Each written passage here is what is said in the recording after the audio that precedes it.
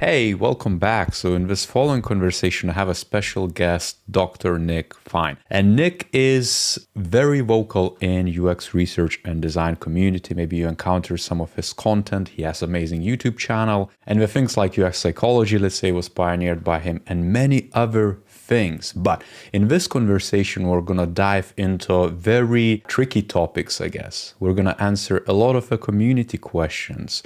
We're going to talk about the job market, about the difficulties. Would Nick recommend anyone to actually get into UX knowing all the different difficulties we're facing today? And most importantly, we're also going to cover the AI tools and the general fear and anticipation of, let's say, design or research work being automated going forward. But it's a really interesting topic, and we cover way more ground than I could have expected in just an hour. I'm sure you're going to get a lot of gold nuggets and messages. So let's jump right into it. So Nick, you've been in X field, I guess, or digital field for multiple decades.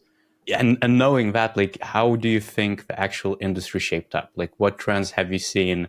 Like, how did we arrive at this point where, the theme of this podcast is really like what I would label as better at UX than AI. But like, what's your experience like from, early start?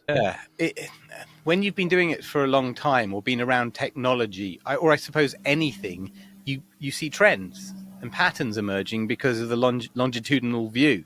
Let's take the internet to begin with. When the internet was introduced, it was a geeky, specialist, early adopter kind of thing. It had a very different community feel.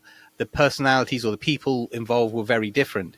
It then became commercialized and kind of opened up to the rest of the world and all those other forces that exist in the world, including marketing and all that other stuff.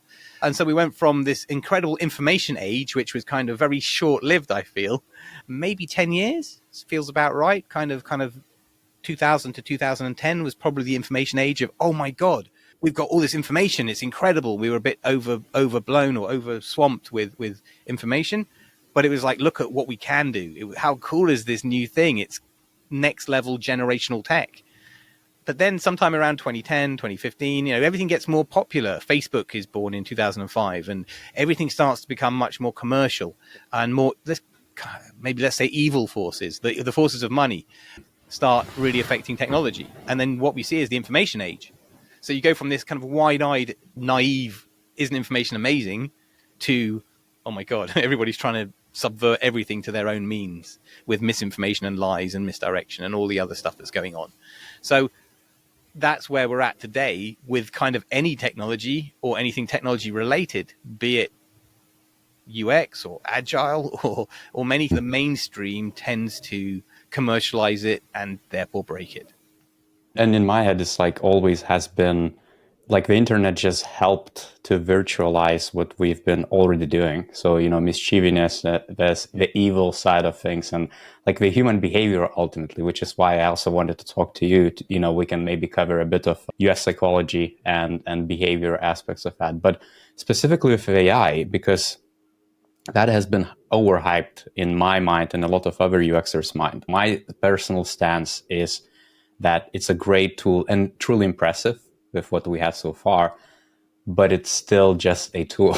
If you remember the Macromedia days with Photoshop or introduction of Google Material Design, people said that we're not going to need product designers because Google Material was shaped up and product managers could just come with their ideas and put stuff together and roll with it. You wouldn't even need research and stuff. But like, what's your take, I guess, with all of that happening right now? AI it's just released. It's pre-release almost. It's beta. Do you see what I mean? Because social media is distorting everything very badly. And that's the real problem. We've got people who are promoting the benefits of userless AI research, in live research. And they're not saying, this is experimental, go and experiment. They're saying, look at the way that the future of UXR is going to be. I'm just going to ask the box. I don't need to talk to users, etc. And that's phenomenally irresponsible. It's phenomenally naive. And frankly, it's just stupid. So what we've got are people with this pressure to publish stuff, interesting stuff. And AI is the interesting stuff that gets the attention. So people are publishing lots of things about AI that they really haven't thought through or are just inexperienced about. And it's perverting the direction. It's affecting the course. People aren't thinking critically enough for themselves as yet, and that's why myself, probably yourself, and many other people are kind of advocates for critical thinking. Just because somebody can say something about AI or the future of your job in UX, as you just said with your example, it doesn't necessarily mean it's going to come true. Your LinkedIn title is like, it kind of humored me when I saw it first, and it said better at, I think, user research, if I'm correct, than AI. Like, how better? Like, what does that actually mean? Infinitely better. Like, come on, I'll stand against AI all day and all night, and I say that with confidence. That's not arrogance. I say that with confidence, and the reason is this. Probably for reasons that I think and I'm pretty much most of the audience will know. But it's really important to just characterize it or clarify it. You wouldn't be talking to me right now if I was some kind of avatar or representation of me, because interhuman communication, human interaction, psychology is a big deal. It's a fundamental.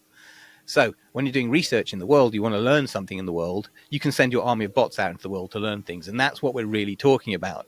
Well, you're not going to want to talk to a bot. And when you do talk to a bot, as we see with chatbots and other virtual assistant type services, you treat them in a very different way. They're much more menial, like do a thing, shut up, like don't. You're not going to tell it. It's unlikely you're going to tell it truths, or you can speak to it in the same way that you do a human being. You might be able to with some factual stuff. What is your job? What does it entail? Do you like red or blue? Very mechanical stuff. Yeah, probably. But our world isn't mechanical. I think what we're really saying is what does UXR look like in 6 months, 12 months, 2 years and 5 years with AI involved, okay? So let's just fast forward to maybe what many would consider the nightmare scenario, right? Where UXR is made redundant by AI. Let's try to think of that, try to visualize that world. So I'm a product manager. I'm going to sit down in front of my research bot or research AI, right? I'm going to say, hello, I want to go learn, do my customers want it red or blue? Or, whatever my research objective is, my research question is. Or it might be, here's the latest iteration, here's version 1.3.5, go usability test it for me and tell me if people can buy my product cleanly, nicely, quickly, etc. It will then, through an API to one of the recruitment pools, like usertesting.com or user interviews or testing time, or one of those, through an API, and you're already licensed, will say, okay, hi, I'm Nick's research bot. I need 20 people on blah, blah, blah, and these are my screener, blah, blah, blah. Done. So it's done the recruitment for you, and it'll come back, right. It'll then write the script for you. And it'll probably run it by you and say, hey, this is the script I'm planning on doing. Any checks? No, that's great. Go ahead and run it. It goes ahead and runs that script with those people. It then goes ahead and analyzes the transcript and the behavior from those activities. It then writes you up a report, produces show reels, personae, any other outputs that you need. Okay, so we've now got pretty much front to back UXR's life within a matter of days. And the limiting factor is the other person, the recruitees, the recruitment folk. Right? In that world, yes, you, me, our peers, our colleagues, we've all gone bye-bye and we're replaced by a robot AI researcher. The real question here is do things work for the product manager in that world? Do they get the insight that helps them make better decisions, prioritize roadmap, do better things? And I firmly believe that answer is a no. And that's what I'm staking my career, my reputation, my life on that, for some of the reasons we've already discussed around emotion, interpersonal stuff. But there's tons of validity issues going on here. Tons, major fundamentals. If you're a product manager and you don't know about this stuff and you use your thing and you get a result and you just take it verbatim, you're taking one hell of a gamble. That's one hell of a risk profile. And you're going to then make product decisions on the basis of that. You've got to be very careful. We have to get the validity issues sorted out with AI. If they are resolved, then yes, you're right. We're in more of a position. But if they don't resolve them, why are we building all these massive services based on something that has questionable validity? Yeah. And I haven't really seen, I guess, any AI tools right now which, be anywhere close to that ideal scenario you described. And in particular, I think everybody imagines that we are all going to become like probably a product managers in the end at some point, and we're going to use all those different tools. But the reality is always a bit starker. Like, for example, myself, you do so much field research. You might do ethnography. You might do even user interviews. Like right now, I'm interviewing you, let's say, on different topics just to learn from you. And the capture of sentiment, of the language, of like actually interpreting it so it's actionable. I'm trying to always picture this thing where we're in this sci-fi setting where we're almost like a matrix, like connected through a lot of IoT and sensors, and we just download and upload data back and forth. Yep. In that scenario, you are almost like describing exactly where we can work with human. But like, I wonder if you could kind of maybe, because a lot of audience, I guess, are going to be quite junior. Some are going to be super senior practitioners. Kind of describe the UX psychology angle to this. Like, have you thought of from that perspective? Because I'm super keen to hear if there's anything like that where, we just kind of get bogged down with the technology, but in reality, there is this, what others would describe as fluffy aspect of the humanity. But what are your thoughts? UX psychology was originally meant to be a UX splinter group from UX UI, effectively, right? It didn't quite work out that way, and there's reasons that I will go into at another date. UX psychology is just about behavioral design, effectively, in modern terms. But we can't get to behavioral design whilst we're still messing around with this UX UI, design thinking, empathy world, which is dying out. It really is, and it's starting to die out quickly. I think some people are realizing that they were wrong or misled, etc., and then now starting to think more in a more user-centric way. What does UX psychology mean with AI? UX, as you said, non-verbal communication is a big, big deal. Sentiment and all of those things. As you and I are talking to each other right now, we're deliberately giving each other cues and, all of these sorts of things, because that's what humans do. If you're going to tell me that the quality of interaction between a human and a computer, or human and an AI bot, is going to be exactly the same, or at least known difference, I'm going to be extraordinarily surprised, right? So people are looking to make money or get followers from this new sexy thing, but no one really knows how it's going to work. That's the truth, right? The smart ones are the ones that are kicking the tires on it, who are evaluating it. And if you want to understand valid human behavior, you have to have a certain amount of lie detection or about you. And that's a fundamental of any user researcher. We become truth detectors, bullshit detectors, whatever you want to call that. That's a part of the role. You have to be able to do that. The tooling that's out there is just that, tooling. You and I as UXRs, the only tools we've ever needed as researchers has been a pen and piece of paper, maybe, or maybe some video editing software or something. Right? As a UXD, we probably needed other tools, but as a UXR, we haven't been tool-based. And repositories are a latter-day thing. We never really had those either. So the modern world is trying to get their experience through a tooling. And that's not the case, and that's unfortunate. I'm also a pragmatist or a realist. If that's the way the world is today, then we have to make better tools or something. Because if you outsource your brain or your experience to a tool, and then the tool changes, you're in real massive trouble. Like if you got deeply into Sketch, and then Figma came along, you had to retrain into Figma. Or if you're an Azure person and you're retraining into Figma right now, it shouldn't matter what the tool is. It isn't about the tool, it's about the mindset.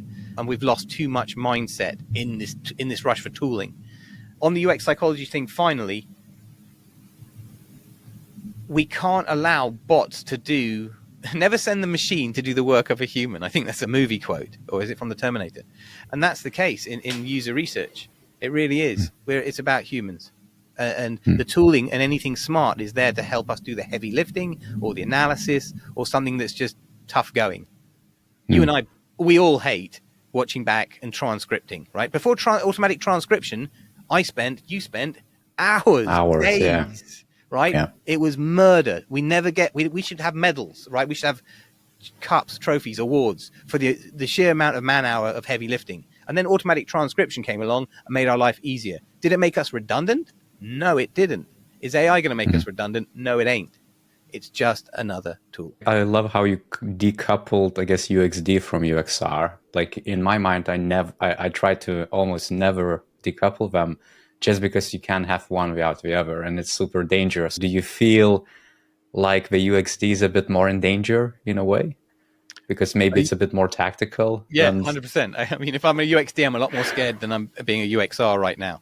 Let me just talk about the split quickly before I forget or go off topic. Much like you, we're both old school UX consultants or UX architects.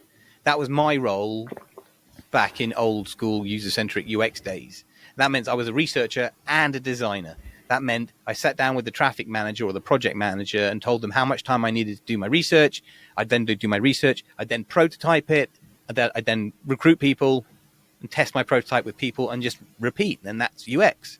So in my mind, it's just UX. And I talk about UXers because it's UX in my mind is always research and design.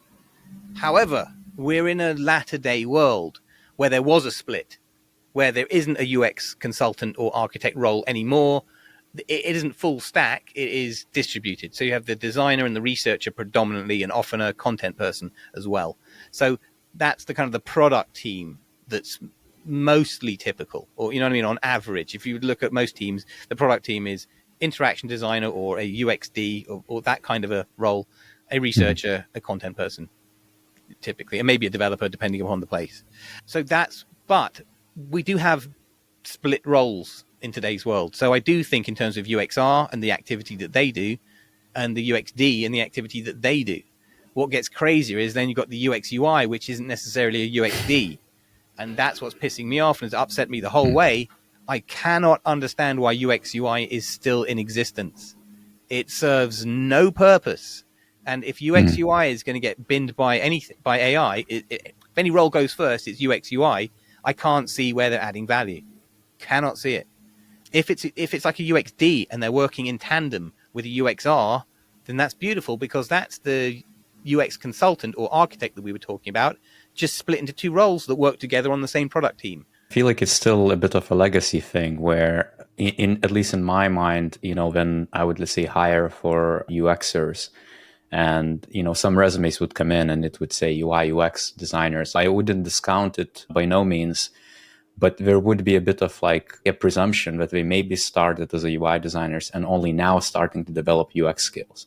Yeah. Because it's rarely that it goes the other way. And even in my mentorship groups or, advice I give coach people in UX, I kind of say, just simplify it as well, not oversimplify it. So you don't just become a designer, because it could mean so many different things within business that they might ask you to do motion when you have no idea what that is, or let's say you don't want to do it.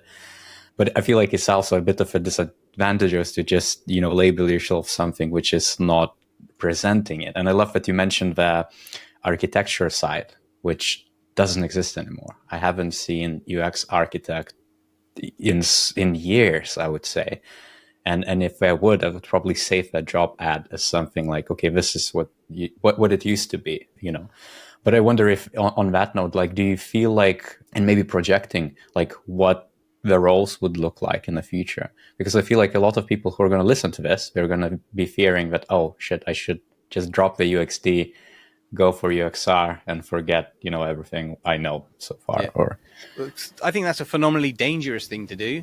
Because if you're watching this or listening to this and you've spent a lot of time building up your UXD skills, why would you just bin them? That doesn't make sense to me ever. Look, I've been on the UX course on the road for a long time. In digital, there are new jobs sprung up, new roles, new sexy, shiny things that come out every year, right? There's always something bigger and better that people want to jump to. This year it's AI right now, and it's AI UX and blah, blah, blah. But in previous years, it's been things like social media manager, I think was the original trendy role, and then product folk and UX UI. And there's been lots and lots of these sorts of things. Product was the big one. A lot of UX folk just tapped out and said, I'm going to go over to product, and became product managers about 6, 7, 8 years ago. Fair enough. I understand that. That's when product was kind of reborn, or whatever you call that. The point being is that I stuck to my guns. I stuck to my research homeland, if you know what I mean. It's like if UX is going to be distributed, I'm going to stick with what I know, which is research. And if that's what you know and where you've been and you're doing design, don't bin it, because you're going to reset your career. You're going to reset your practice. The things that you do as a designer or a researcher are still needed. They just may have a different title. So don't get hung up on roles and titles too much, because I'm not worried if tomorrow I'm called a product researcher, design researcher, Behavioral researcher, anything but qual researcher. That one I'll kill myself. I'll leave the freaking industry, right? But you know, I mean, it doesn't matter what you call me. You know, you can call me Bob or Mary. I don't really care. It's the job that I do. It's the role that I play, and so our world will evolve. I suspect. Okay, this is a Nick Fine original piece of thinking, so therefore is either really wrong or really crazy. I think in the next 10 to 15, 20 years, maybe, the practitioner role becomes much more of a director stroke producer type role. Okay, if you're a producer or you're a manager of stuff like a program manager or a product manager, you're selecting the things that you want to, the people to do your bidding effectively, and if that's in a tool, it's kind of the same thing. So you're directing the things to do the activity. Instead of managing people, you're managing AI people to do your bidding effectively. They're new minions. So think about a graphic designer, a visual designer, a UX designer, a UX UI person. Right now is using Midjourney predominantly, Midjourney 5.1, to get some really great visuals instead of going to the stock library. It's just saved their time instead of going paging through frigging Shutterstock or Getty or whatever, right? Because it's hard to find a frog tap dancing on the moon wearing an Elvis mask, right? Which you can do in seconds with Midjourney and in my company colors. But that's all directorial type behavior. What's really important is a director or an art director or a creative director, anyone that's doing that kind of work, they have developed over that experience stepladder, that sensibility, that sense of what's good, right? It's like, call it taste, for want of a better term. Well, as UX folk, we have taste. It's just our version of visual taste, if you know what I mean, in terms of what's good. And we will use the tools to fit our taste, if you know what I mean, right? Yeah. But there is a bit of, you know, if I could challenge you on that, like, to me, it's a bit of danger that the taste could be lost, you know, with every new generation. And I'm not saying that one way is preferred way, but as new people come in and they haven't ate, like I used to tell people I manage, especially who get new to UX, that you basically need to develop stomach for crap, because you're going to eat a lot of crap. You're just going to see so many challenges, which no boot camp is going to prepare you for. Yep. And it's going to nothing to do with actual work of UX. It's going to be everything, you know, to do with the people management, stakeholder management, difficult people, everything like that. And maybe bypassing that type of thing where you go through trenches to get to the status of a general is a bit, you know, is a bit dangerous. Yeah, and that's exactly right. Or they'll know how the sausage is made, but they won't know what a good sausage looks like. So they can make all the sausages in the world, but they won't know what a good one looks like. And so I think what's going to happen, what we will see here is, this is the death, unfortunately, of mentorship, and the death, the lack of senior mentorship within team, like not having to buy coaching and external conferences and all that training that people spend money on should be happening natively within the team. So that trickle down, that taste trickles down. So it becomes cultural, right? Because we killed seniors, or we killed real seniors, or there aren't real seniors around anymore. That trickle down isn't happening. So that taste isn't happening. People don't know what good looks like anymore, and they're overworking and boiling the ocean in many, many cases because they're doing what they think looks good instead of what actually looks good. It's like when you first got Photoshop and you're using all the filters and you produce something and it's really fugly, but you don't know that because you think it looks really cool, but it's not. And it's the same thing. You're producing sausages that are just wrong. Yeah. The world's going to have to learn that mentorship equals performance, money, ROI, profits, reduce costs. That design has known it for decades. Design created that ladder so that a creative director has got good taste, good sense of art direction and creative direction, and they learn it over many contexts, over many time. UX is exactly the same. This is the real problem. And ironically, this is the controversial part.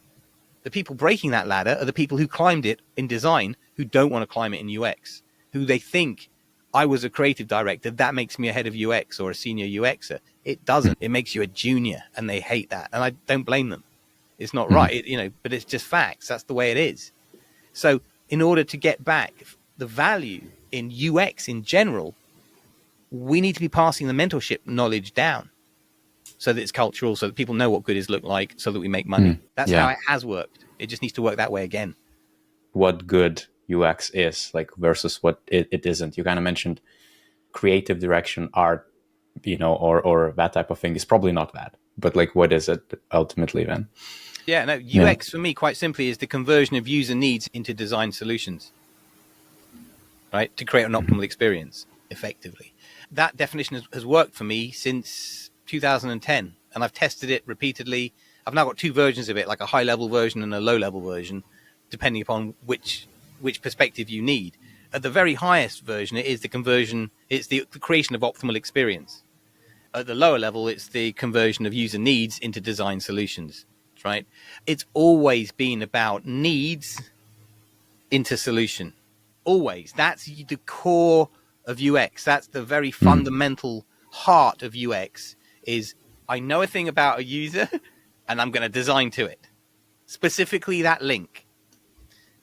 It got completely lost, forgotten, ignored, redefined by the UX UI crew, who made it all about Figma and visuals and wireframing, or high fidelity wireframing, which isn't really wireframing at all. It's just visuals. And that's where we've been for 5 years, maybe longer. And it's ruined the industry. The reason why people don't know what good looks like is because people think good is a pretty shiny portfolio of really high fidelity looking stuff. And that's not UX. That's visual design. If you're not doing the user need into solution thing and you can't demonstrate it in your portfolio, you're not doing UX. That's a designer's portfolio, not a UX portfolio. I guess there is a lot of factors why that happened, but you could kind of even argue that, a product manager or any stakeholder could have taken that needs to solutions, as a principal level statement and said, okay, I can do this. And to me, one of the big kind of pet peeves also been the obsession with the fail fast approach too, which then influenced that a lot of designers just kind of parked a lot of deep research or understandings element of, even if we take something like a double diamond, just ignored the first diamond and just jumped and said, we can very cheaply produce thousands of designs and then at least one is going to work. Mm-hmm. And this is where, to me, it's kind of like the driving force. But I guess what is your take on that? Because I feel like, you are going to join tomorrow an organization and someone is going to be like, we need to move faster. Okay. Here's what happens. And I think you inspired this one. This is a big one. I got to think this one through. Look what you basically called out or suggested is kind of brute force user research or a form thereof, right? Now, when you put an AI behind an MVT machine, holy shit, that's terrifying. Actually, that's what I mean about big deal.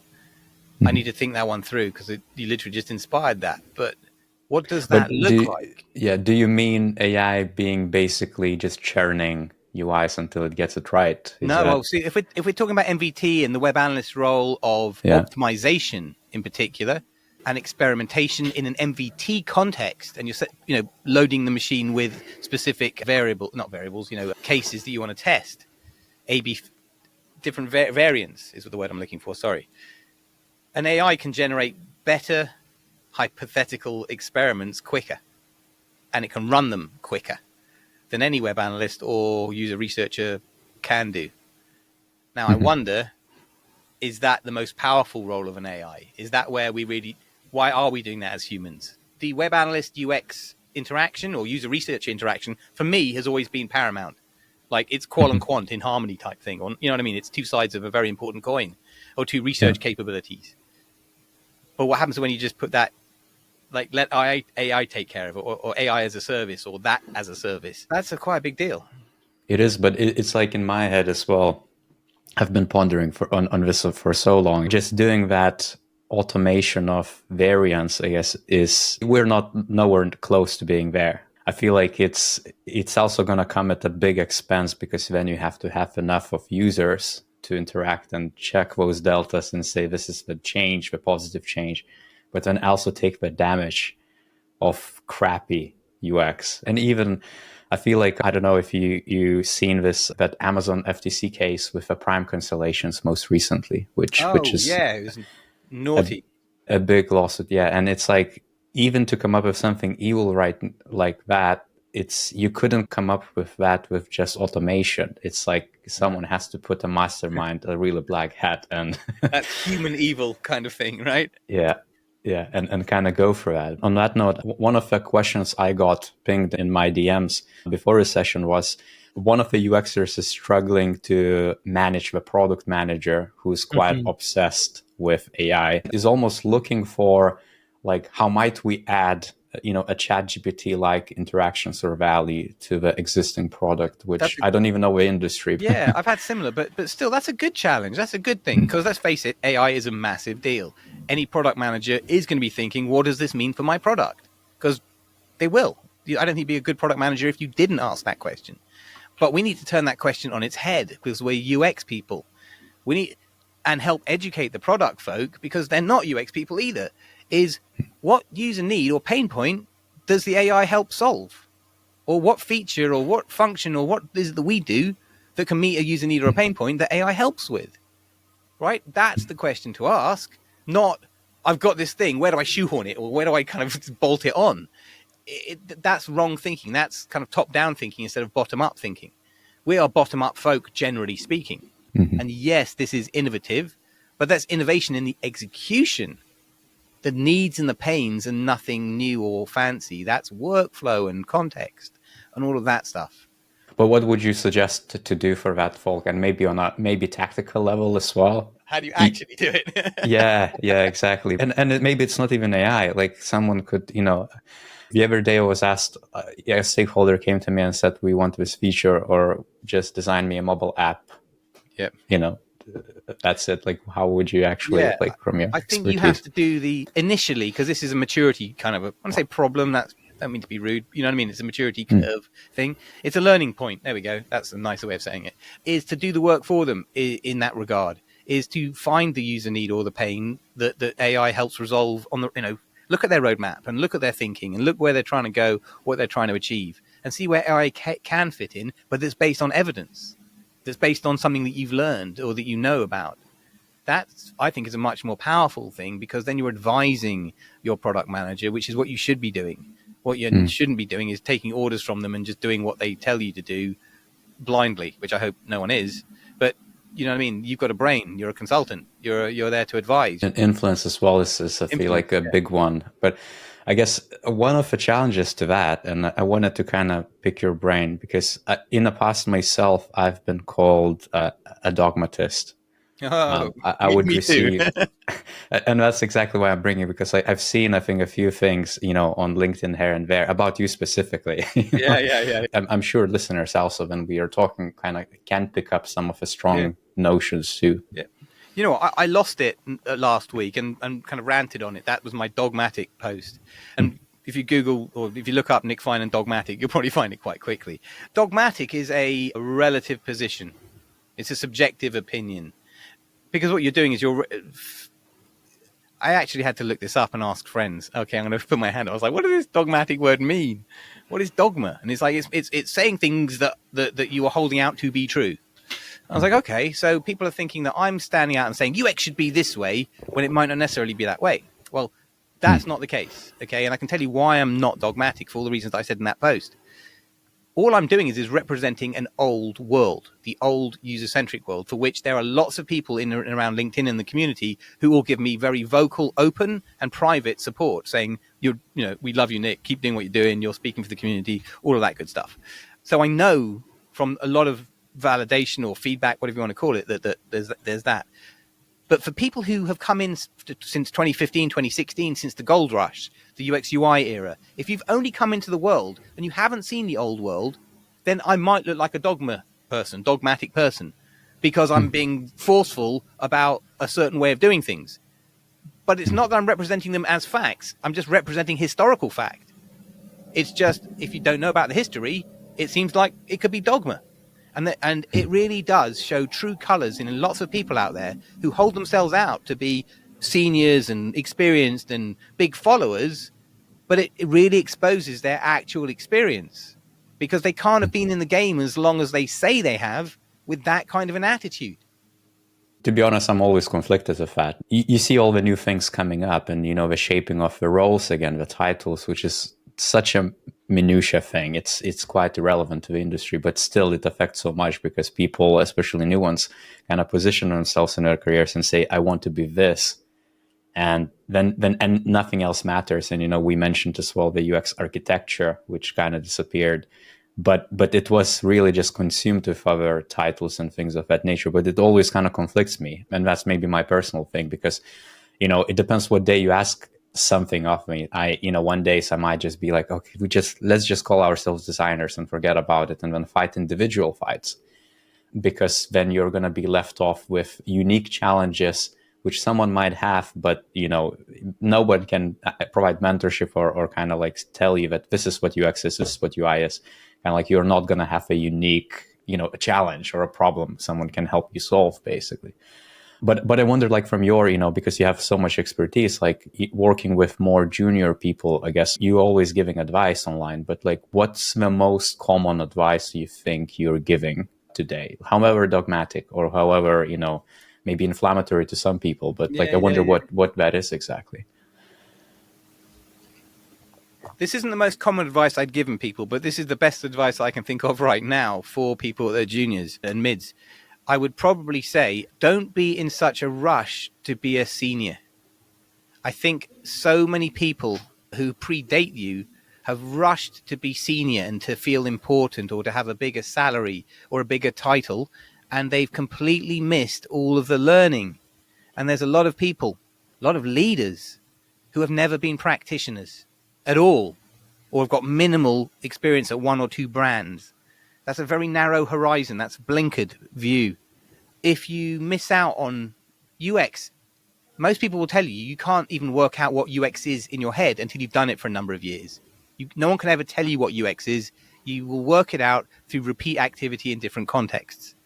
So how can you be a leader or a practitioner of any level if you don't go through that learning curve? It's so important. The reason why I'm able to be so powerful or dogmatic or assured is because I know what works.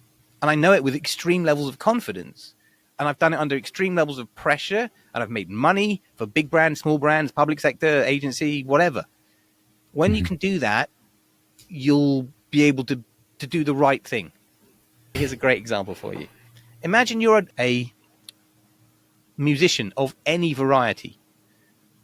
After 3 years of playing, you're not ready for the Royal Albert Hall or any kind of, Philharmonic Orchestra or Wembley or Glastonbury performance, or pick a venue near you.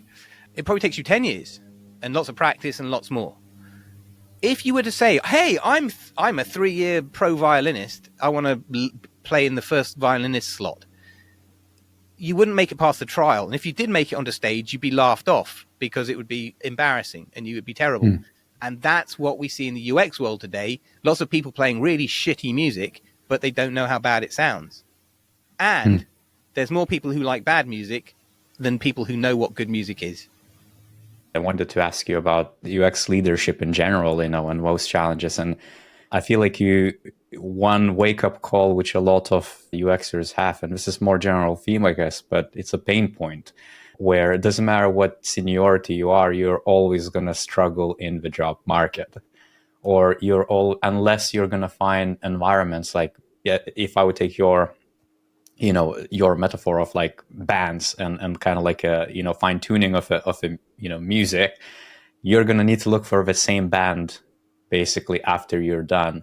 And I feel like it's only a matter of time before you're very humbled, because you're going to apply for this position and their UX leadership, let's say UXR, is going to be solid. It's just not going to stick.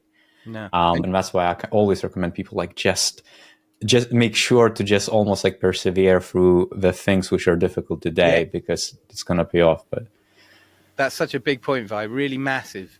Like dealing with shit, like doing hard things. I try to teach my 10-year-old this right now. It's such an important skill. It's so important. Our world, or any world, it's all messy. It's horrible. We can't have an easy hedonistic life. Or if you want that kind of a life, get out of digital. This isn't the place for you. It's messy and complicated. Sticking with things, yes, it's painful, but you get, first of all, it gives you a thicker skin so you can deal with things in the future when they come up. You can make it better, but you also get some confidence about yourself because you know that when I'm in a shitty situation in the future, it worked out before, it'll work out for me again. Or I've learned stuff.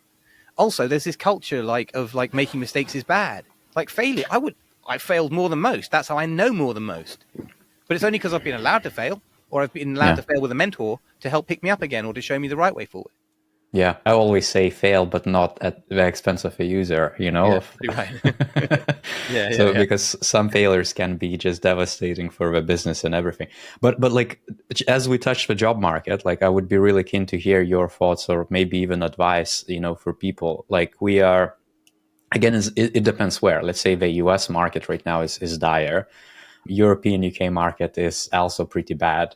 I cannot even talk about Asian markets because I'm sure it varies and it depends who you ask. But like, what's your take about the market in general, especially job seekers? Because I feel like there's more influx of junior people who are coming in and trying to learn. There's a lot of career changers as well, but also like so much of the senior folk who again might be frustrated, might be laid off, might be just needing of a change because we're like shaken so much. But like, what's your kind of take? Do you have any advice for them? Well, I've got some bad news, which is if you're not in UX currently, honestly, and I hate to say this, I wouldn't recommend getting into it. I think there's too many very unhappy seniors. There's a lot of very unhappy not seniors. It's not a good world to get into if you're completely fresh. But if you're already in here and it is your vocation, it is your career already, then fair enough. Let's talk to that. But don't start. We're in a dangerous position right now. We're in a very dangerous position where the old school UXers who know what the good sausage looks like, who's got the taste, who knows what good looks like, is in a very small minority. Our UX world is dominated by everybody else. And so the signal to noise ratio is so imbalanced that we've lost so much ground that I don't know if we can get it back anymore. I think this is the problem.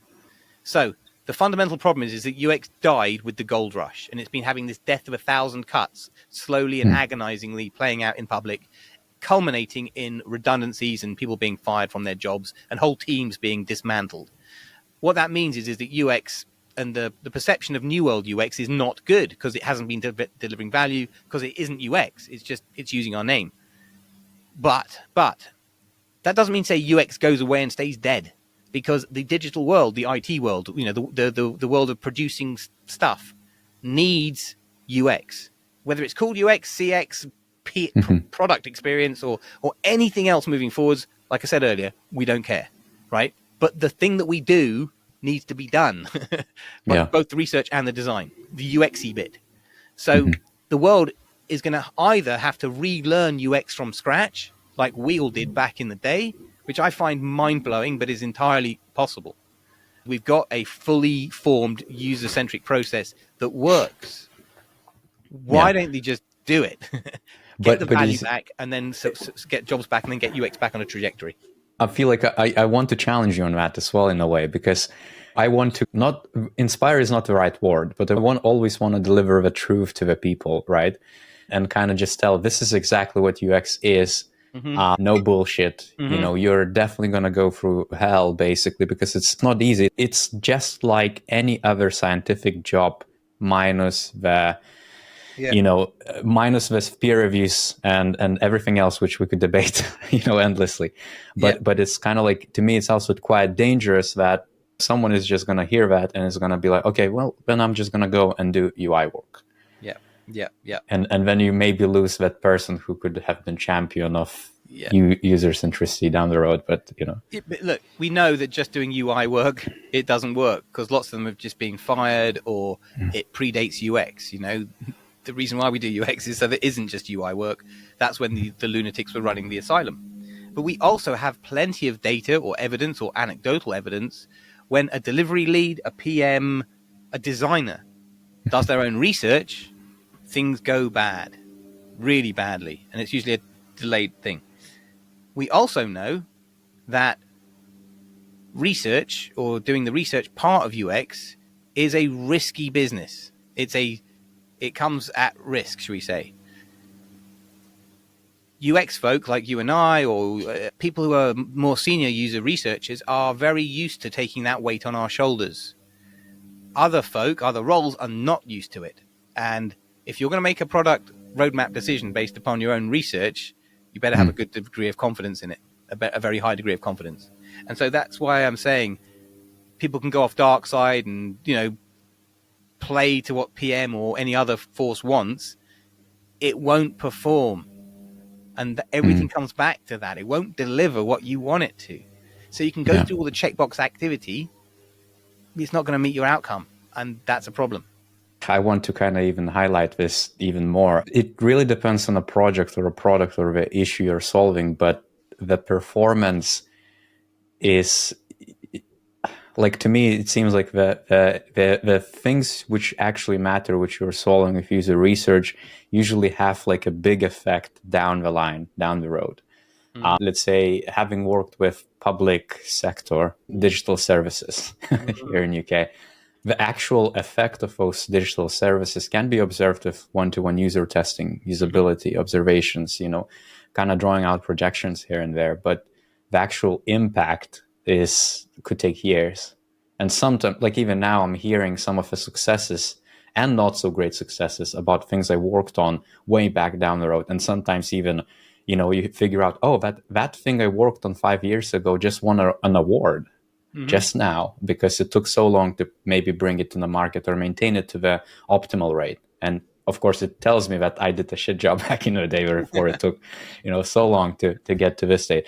But I feel like it's also a bit of a mixture of the worlds, because those easy fail fast things are easier to track because they're so isolated.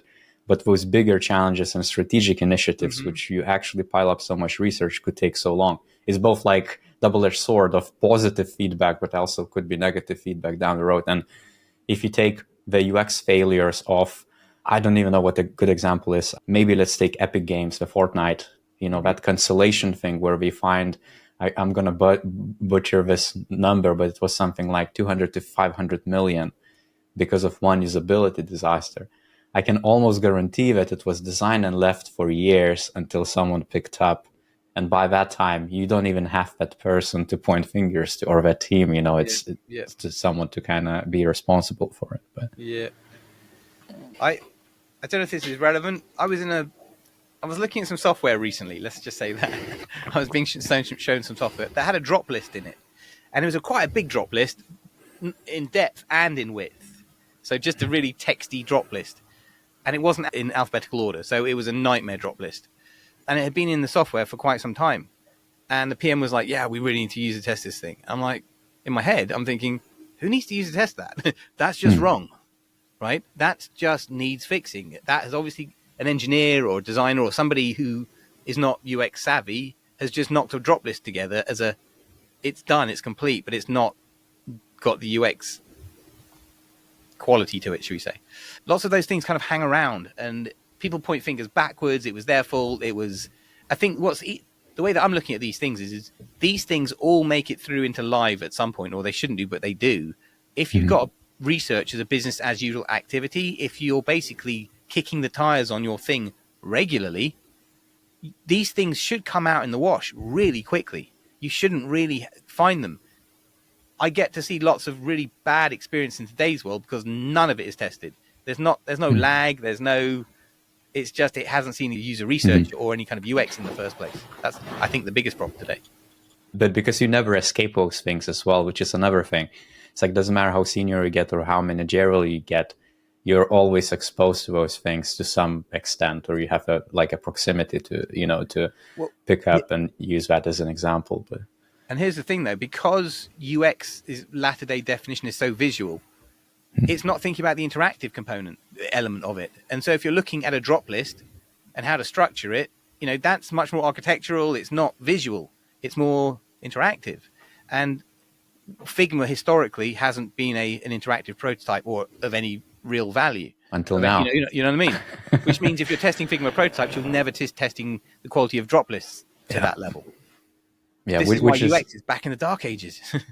Which is quite exciting, right? I don't think I ever fed back to Figma that we need conditional logic or variables or things of that nature, but that's exactly what UX tools were about to date. And I feel like this is a really good positive development. But anyways, this is awesome stuff. Like, I wonder if you if you're able to help out the community, because I received so many questions specifically with the AI tools again, Yeah, but people are quite, still worried. They're maybe looking, and I'm summarizing a lot of different questions. How do you actually remain indispensable as a UX designer? And when I say UX designer, it could mean a lot of things here. yeah, It could yeah. mean that they specialize research or product design. How do you make yourself indispensable? If you're making the company money, if we in the old school we used to say if you're washing your own face, if you are cash positive or money positive for your business, even in an indirect way, you're valuable, right? You don't fire people who are making your company money, right? You only fire people, make people redundant when you think, well, I need to be more profitable. Who can I get rid of? Where's the least value? Well, that's a perception of value thing. So if you want to make yourself invaluable and wanted or needed, is you make money for the business. And UX, as I keep saying, is a performance practice. So whether you're a researcher or a designer, you need to be thinking commercially. You need to be thinking in terms of the business needs, what your PM needs, your product manager needs, because they're getting it from upstairs, from the C-suite or whoever it is. So they're stuck in this wedge between big business, top table, C-suite, and users and product teams. And that's quite a position to be in. So if you can help them make money in that position, i.e. balance the needs of the business with the needs of the user, welcome to the world of UX. That makes you a very powerful business consultant. And a business consultant is very, very valuable. That's what makes me valuable, because I'm a really great researcher and business consultant. Right? If you just tell me to bugger off and do a survey, I'm not going to be so good for you. Yeah, or do a design, right? Like return some sort of wire. Yeah, But I feel like it's also a bit of a growth mindset in that too, right? Like where you have to be quite open to it. Like again, we covered the AI tools and just applying it and learning it and taking it on and being maybe flexible with titles as well. So I feel like that's yet another thing to one super tactical question, which I feel like it's gonna touch a bit of research before I wrap up. But one of the questions was about the quantitative side. Yeah. And I'm sure, from UX research perspective, quant is always a big challenging bit. It seems like it doesn't matter who you are, the quant side is always going to be a big challenge. What are your takes on that? Only if you don't have data science skills, right? Because it's like you're outsourcing your statistical or data science ability to the bot, which is great because frankly, my stats isn't as good as it used to be. But this comes back to that MVT stuff we talked about, MVT and AI, I think, right? Even if it's survey AI bot, right? So it's not doing everything. It's just doing a recruitment and administration and analysis of a survey. I don't see why it can't do that extremely efficiently and better than a human being, right? Why should I have to do that? I'm going to get my bot to do it for me. But that doesn't replace my job. It just means I've got a better helper. I've got a better calculator. I've got, a better spreadsheet type thing. I have never made any distinction between qual and quant in my career. I mean, in my UX career. I mean, in academia, it's a different story. I think that those words are in our vocabulary because of the influence of market research. Because we are treading on each other's toes, there is a lot of overlap. But I don't think the UX world, especially at today's level of maturity, needs to concern itself with that distinction, right? We can have philosophical arguments as to whether a Likert scale or a Likert scale is a qual or a quant thing, I mean, these are philosophical, or I don't really care. I've got other things I need to deal with. I don't consider surveys quant research. There you go. That's my opinion. Lots of people do, though, and maybe they're right, maybe I'm wrong. I don't really know. I actually don't really care. It's just not relevant. It doesn't change my life one iota. Yeah. What's important is What's important is to multiple perspectives, multiple data perspectives. I do agree, and it's funny when you say that in your career you never distinguished. I kind of had to reflect.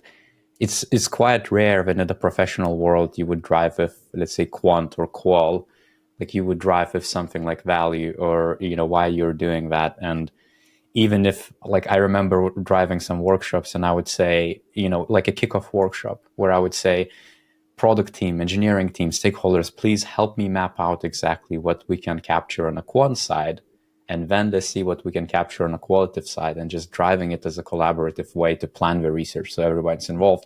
And people would get confused. And I would just then, tag the quant side and say analytics or, user insights, and then everybody would kind of perk up and say, okay, I get it now. Like, this is what we can do. Let me give you a big bombshell, because let me just write this down so I don't forget it. We're only talking, you're going to love this one. There's so much in our world. This qual and quant thing has come from this massive need to do discoveries. There is a massive, massive demand in the UX world to do discoveries. I get called pretty much daily by a recruiter saying, can you do a discovery for X, Y, and Z? There's a huge demand for discovery. Now, back in the day, we didn't do massive discoveries like we do anymore these days. Okay, that's a latter day thing. I was never I'm an evaluative user researcher. That's predominantly where I've come from. I'm a user tester, for want of a better word, right? I'm a behavioral researcher. I've spent hours and hours and hours in UX labs doing lots and lots and lots of user research with people. The qual and quant distinction, I think, is coming out because of people discussing about discovery methodologies. Do we do qual? When do we do quant? Blah, blah, blah. Because they're trying to understand the needs of the users through this kind of upfront discovery phase. It's new to me. It was new to me. I've done many discoveries by now, but 3 or 4 years ago, I hadn't done a discovery. None of my peers had done, or a few had done in government, because that's a different thing. But generally speaking, right? So the world has lurched away from evaluative into generative. And my personal or professional opinion, and I know this is controversial and you're welcome to disagree with this, your audience, everybody. It's just, this is what works for me. Evaluative is what keeps me safe. I will kick the tires on anything and I will learn stuff. Disco it's different sample sizes, different levels of confidence, different everythings. You kind of can't lose with evaluative. I don't feel the same way about discoveries.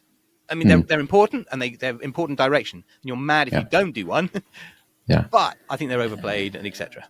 And I do agree to an extent, because I also believe that discovery can be made not just by a UX or driven or facilitated. It doesn't have to be. So a lot of it happens. Like, even sometimes I talk to businesses, on consultancy terms, and I'm asking, have you done user research? And they say, no, we haven't done any, like, we have no user researcher. And I say, but someone is doing it. Like, how else are you making these hypotheses or decisions? Maybe not at the right terms, but it also depends on like how much uncertainty you have. Like, let's say if you come in there as a consultant and we say to you, we have no vision, we don't even know what the product is going to be like, we don't know who the customer is. You could maybe go direct into like evaluative and just churn something and test it. But again, it's like, there is appropriate tool for appropriate issue, and I'm sure you're going to agree. I've been in that situation many times. In fact, probably most times, where there's been no research, maturity's on the floor, people don't know who the users are, roadmap's a mess or is wrong. So at that point, my first port of call is I've got a thing. Like, test it, kick the tires on it, learn something, learn stuff, and then move on in the investigation. And the investigation opens up. You learn more. I make better decisions, better choices, or change methodology, change sampling, all kinds of stuff, change script. But there's too many people that, like, they want to save this all up for this one big discovery thing, like a bus that if you don't get it, the next one doesn't come for another year. So if you're just constantly, even if you're constantly doing evaluative work, believe it or not, you're building persona level insight. Absolutely. Yeah. I feel like it's a really good one to end a podcast on as well. I'm really appreciative of your time. Is there anything else we can share with the audience, or? At the moment, no. LinkedIn is where I am most noisy. So if you need to get hold of me there, but I would just recommend, please keep it brief. I get a ridiculous amount of PMs each day from everybody. So I don't have time to read long ones. So if you've got an ask, please make it brief. Thank you. Nice one. Awesome. Well, thank you, Nick. Thank you very much for having me. This has been great. Really enjoyed talking to you. Thanks very much.